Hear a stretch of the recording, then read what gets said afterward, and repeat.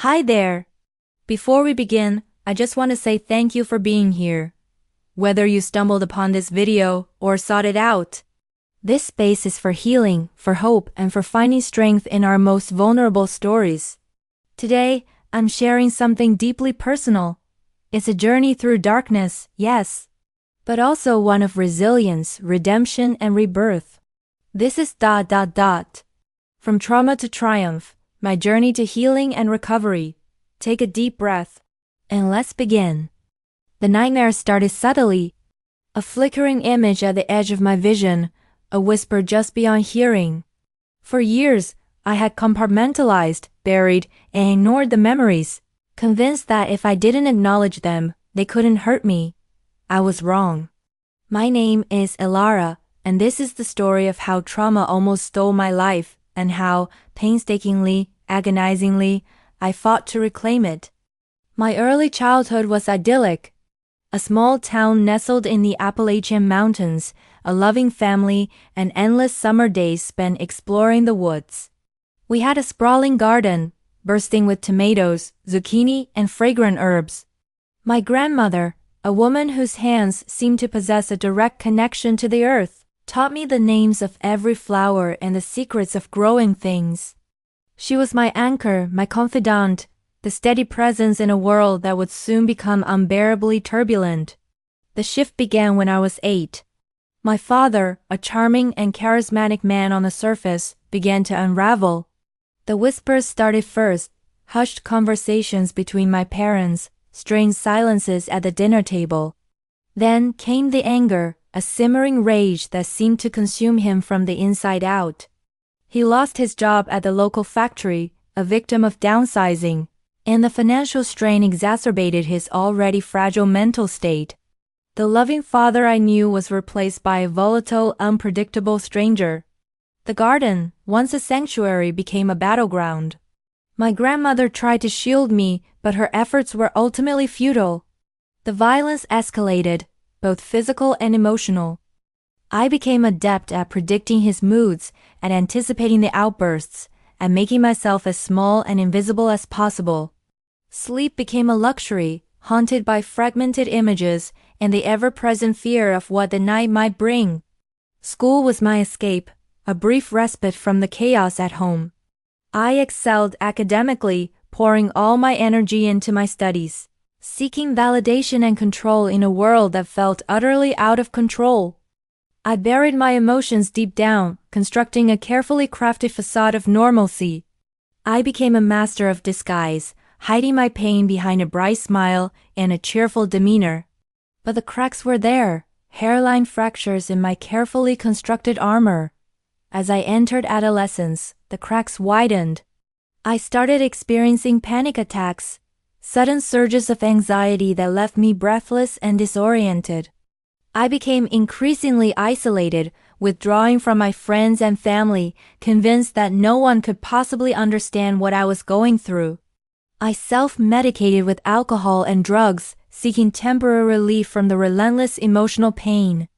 My grades plummeted, my relationships crumbled, and I spiraled further into despair. By the time I graduated high school, I was a shell of my former self. Empty, lost, and utterly broken. I drifted aimlessly for years, working dead-end jobs, numbing myself with substances, and avoiding any real connection with others. I moved from city to city, always searching for something I couldn't define, always running from the ghosts of my past. One particularly brutal winter, I found myself homeless in Chicago, sleeping in abandoned buildings and scrounging for food. The cold seeped into my bones, mirroring the icy emptiness in my soul. It was during this dark period that I finally hit rock bottom. Overdosing on a cocktail of pills and alcohol, I came face to face with my own mortality. I remember lying on the cold concrete floor, gasping for breath, feeling my life slipping away. It wasn't a dramatic, Hollywood-style near-death experience. There were no angels, no bright lights, just a profound sense of regret. Regret for the life I had wasted, for the potential I had squandered, for the pain I had inflicted on myself and others. When I woke up in the hospital, I knew I couldn't continue down this path. I had a choice to make: surrender to the darkness or fight for my life. I chose to fight. The road to recovery was long and arduous, fraught with setbacks and challenges. I started with the basics: getting clean and sober. I joined a support group where I met others who had experienced similar traumas. Sharing my story, hearing their stories, realizing that I wasn't alone was incredibly powerful. For the first time in years, I felt a glimmer of hope. I started therapy, a terrifying but ultimately transformative experience. Facing my demons, unpacking the years of repressed emotions was excruciatingly painful. But with the guidance of a skilled and compassionate therapist, I began to unravel the tangled threads of my past. I learned about trauma, about PTSD, about the ways in which my experiences had shaped my brain and my behavior. I learned that I wasn't broken, that I was simply wounded, and that wounds could heal. I started practicing self-care, simple things like taking long baths, going for walks in nature, and reading books. I rediscovered my love of gardening, tending to the earth, nurturing new life. I found solace in the rhythms of nature, in the quiet beauty of the natural world. I started volunteering at a local animal shelter, finding comfort and companionship in the unconditional love of animals. I learned to forgive myself, to let go of the guilt and shame that had haunted me for so long. I realized that I was not responsible for what had happened to me, that I was a survivor, not a victim. Slowly, painstakingly, I began to rebuild my life.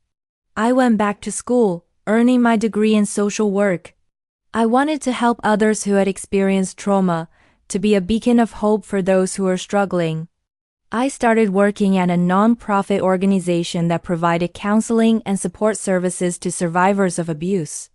I found purpose and meaning in my work, in helping others heal. I reconnected with my family, repairing the damaged relationships, forgiving and seeking forgiveness. I learned to trust again, to open my heart to others, to build healthy and fulfilling relationships. I met a wonderful man, a kind and compassionate soul who loved me for who I was, flaws and all. He didn't try to fix me, he simply held my hand and walked beside me on my journey. We built a life together, a life filled with love, laughter, and mutual respect. Years passed. The nightmares faded, replaced by peaceful dreams. The panic attacks became less frequent and less intense. The flashbacks diminished, losing their power to overwhelm me. I still had bad days, days when the memories would surface, when the pain would feel raw and unbearable. But I had learned the tools to cope, the skills to manage my emotions, the resilience to weather the storms. I learned that healing is not a linear process, that there will be ups and downs, setbacks and breakthroughs. But I also learned that it is possible to heal, to reclaim your life, to find joy and meaning even after the darkest of traumas. One sunny afternoon, I found myself back in my grandmother's garden. The tomatoes were ripe, the zucchini abundant, the herbs fragrant. I closed my eyes and inhaled deeply, the scent of the earth filling my lungs. I felt a sense of peace, a sense of gratitude, a sense of completion. I had come full circle. I had faced my demons, I had healed my wounds, and I had reclaimed my life. This is my story, a testament to the power of the human spirit, a reminder that even in the face of unimaginable adversity, hope can endure, healing is possible, and life can be reclaimed. And as I looked around that garden, I realized something profound. The garden wasn't just a place. It was a metaphor.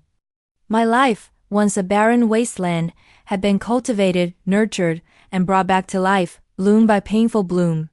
The weeds of trauma had been pulled, the soil of my soul enriched, and the seeds of hope carefully sown.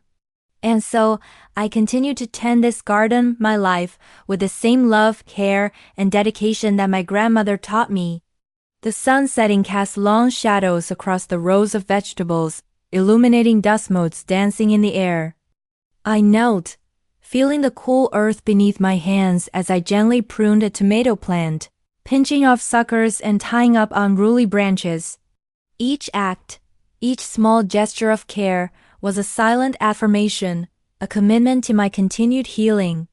A robin landed on the nearby fence, its cheerful song breaking the silence. I smiled, a genuine smile that reached my eyes, a smile that spoke of resilience and hope.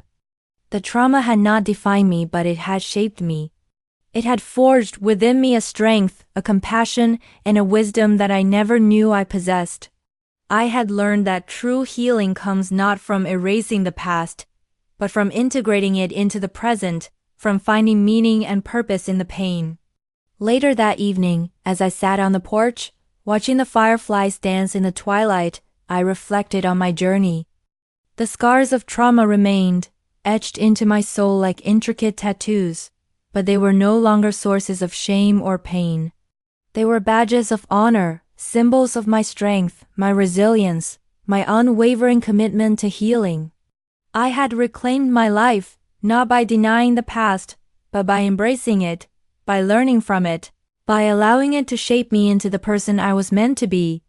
The air grew cooler, and a gentle breeze rustled through the leaves of the trees. I closed my eyes, inhaling the sweet scent of honeysuckle, and whispered a silent prayer of gratitude. Gratitude for the love, the support, the guidance that had helped me along the way. Gratitude for the strength, the courage, the resilience that I had found within myself. And gratitude for the life I had reclaimed, a life filled with love, purpose, and joy. The journey had been long and arduous, but it had been worth it. I had found my way back to the garden, back to myself, back to life. And as the stars began to twinkle in the night sky, I knew that I was finally home. The real home was inside me, within the carefully tended garden of my soul. And the work, I knew, would never truly be done. The maintenance of health, mental, physical, spiritual, was a lifelong commitment. It wasn't a destination, but a continuous journey. The knowledge was both daunting and empowering. Daunting because there would inevitably be challenges, setbacks, and moments of doubt. Empowering because I knew that I possessed the tools, the skills, and the resilience to navigate those challenges, to overcome those setbacks, and to emerge stronger on the other side. The sun dipped below the horizon, painting the sky in hues of orange, pink, and purple. The crickets began their evening chorus, a soothing symphony that filled the air. I stood up, stretched my arms, and took one last look at the garden. It was a testament to the power of healing, a symbol of hope, and a reminder that even in the darkest of times, life can bloom again. I walked inside, feeling a deep sense of peace and contentment. The fire in the hearth crackled merrily, casting a warm glow on the walls of the living room. My husband sat on the couch, reading a book. He looked up and smiled, a smile that radiated love and acceptance. I walked over and sat beside him, resting my head on his shoulder. We sat in comfortable silence for a few minutes, simply enjoying each other's presence. Then, he closed his book and turned to me. "How was your day in the garden?" he asked. "It was perfect," I replied. "Just perfect." And as I drifted off to sleep that night, I knew that I was finally free. Free from the ghosts of my past, free from the shackles of trauma, free to live my life to the fullest. I had reclaimed my life, and I would never let it go again. But this is not the end. My experiences have fueled my passion to advocate for trauma-informed care, to raise awareness about the long-term effects of childhood adversity, and to empower other survivors to seek help and reclaim their lives. I volunteer at local schools, sharing my story with students and teachers, educating them about trauma and resilience. I lobby for policies that support mental health services and promote early intervention programs. I mentor young adults who have experienced similar traumas, providing them with guidance, support, and hope. My pain has become my purpose. My wounds have become my wisdom. And my story has become a source of inspiration for others. The work is never truly done, but I am committed to continuing this journey, to using my voice to advocate for change, and to empowering others to heal and reclaim their lives. Because I know firsthand that healing is possible, that hope endures, and that life can be reclaimed even after the darkest of traumas. And so I continue to tend my garden, my life, and to share the fruits of my labor with the world. Because I believe that together we can create a more compassionate, understanding, and healing world for all. And now, years later, I stand before you, not as a victim, but as a survivor. I am a testament to the resilience of the human spirit, a beacon of hope for those who are struggling, and a living example that healing is possible. If I can reclaim my life, so can you. The journey may be long and arduous, but it is worth it. Because on the other side of trauma lies a life of purpose, meaning, and joy. A life that is truly worth living. And that, my friends, is the greatest reclamation of all. But the story doesn't quite end there. Remember the garden? It becomes more than just a metaphor. It becomes a sanctuary for others. I start a program where other trauma survivors can come and work in the garden, finding solace and healing in the act of nurturing life. We grow vegetables and herbs, which we donate to local food banks and homeless shelters. The garden becomes a symbol of hope for the entire community, a reminder that even in the midst of adversity, life can flourish. And as I watch the survivors working in the garden, their hands in the dirt, their faces bathed in sunlight, I see a reflection of my own journey. I see their pain, their struggles, their resilience, and their unwavering hope. And I know that I am not alone. We are all connected, bound together by our shared experiences and our shared desire to heal and reclaim our lives. And so, the garden continues to grow, to flourish, to inspire. It is a living testament to the power of the human spirit and a symbol of hope for a brighter future. One where trauma is understood, healing is accessible, and life can be reclaimed for everyone. Then, she began to work on something even bigger. A documentary sharing her story and the stories of other survivors. The goal? To shatter the stigma surrounding trauma, to educate the public, and to inspire action. The documentary takes years to produce, but it becomes a powerful tool for change. It is screened at film festivals, shown in schools and community centers, and used by therapists and counselors to help their patients heal. The documentary sparks a national conversation about trauma and resilience, leading to increased funding for mental health services and a greater awareness of the long-term effects of childhood adversity. The world begins to change, slowly but surely. People become more compassionate, more understanding, and more willing to help those who are struggling. The stigma surrounding trauma begins to fade, replaced by a culture of support and acceptance. And as I watch the documentary being screened around the world, I feel a sense of pride and gratitude. I am proud of myself for overcoming my own trauma, and I am grateful for the opportunity to help others heal. My life has been transformed, not only by my own healing journey, but also by the impact I have been able to make on the world. And so, I continue to advocate for change, to share my story, and to inspire hope. Because I believe that together, we can create a world where everyone has the opportunity to heal and reclaim their lives. A world where trauma is no longer a barrier to success, but a catalyst for growth. A world where everyone can live a life of purpose, meaning, and joy. That is my vision, and I will continue to work towards it every single day. Because I know that healing is possible, that hope endures, and that life can be reclaimed for everyone. And that, my friends, is the greatest legacy of all. Finally, one day, decades after the worst of the abuse, I receive a letter. It's from my father. He is old, frail, and filled with remorse. He writes of his own troubled childhood, his struggles with addiction and mental illness, and the immense regret he feels for the pain he caused me and my family. He doesn't ask for forgiveness, but he offers a heartfelt apology. Reading the letter, I feel a complex mix of emotions, anger, sadness, and a surprising wave of compassion. I realize that he too was a victim, trapped in a cycle of violence and despair. I decide to visit him. The meeting is difficult, awkward, and emotionally charged. But it is also cathartic.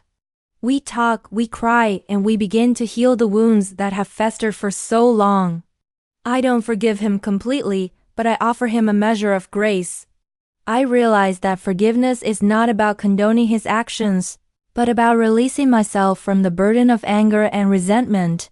I leave the meeting feeling lighter, freer, and more at peace than I have ever felt before. The cycle of violence has been broken. The healing is complete. And so my story comes to a close, not with a dramatic climax, but with a quiet sense of resolution. I have reclaimed my life, I have healed my wounds, and I have found peace. I am a survivor, a healer, and an advocate for change. My life has been transformed by trauma, but it has also been enriched by resilience, compassion, and hope. And I am grateful for every single moment, good and bad, because they have all shaped me into the person I am today. A person who is strong, courageous, and deeply committed to making the world a better place. And as I look towards the future, I am filled with optimism and excitement. I know that there will be challenges, setbacks, and moments of doubt. But I also know that I have the strength, the resilience, and the support to overcome anything that comes my way. Because I have learned the most important lesson of all, that healing is possible, that hope endures, and that life can be reclaimed for everyone. Thank you for listening, for allowing space in your heart for my story. A story of pain, yes, but also of resilience, growth, and healing. If something in this journey resonated with you, please know you are not alone. Healing is not a straight line, but every step, no matter how small, is a step forward. If you're in the midst of your own battle, let this be your reminder. There is hope, there is help, and your story is still being written. If this message moved you, please like this video, share it with someone who might need it, and subscribe for more healing stories like this. Together, let's keep building a community where pain is met with compassion, and silence is replaced with shared strength. Until next time, take care of yourself. You are worthy. You are healing, and you are never alone.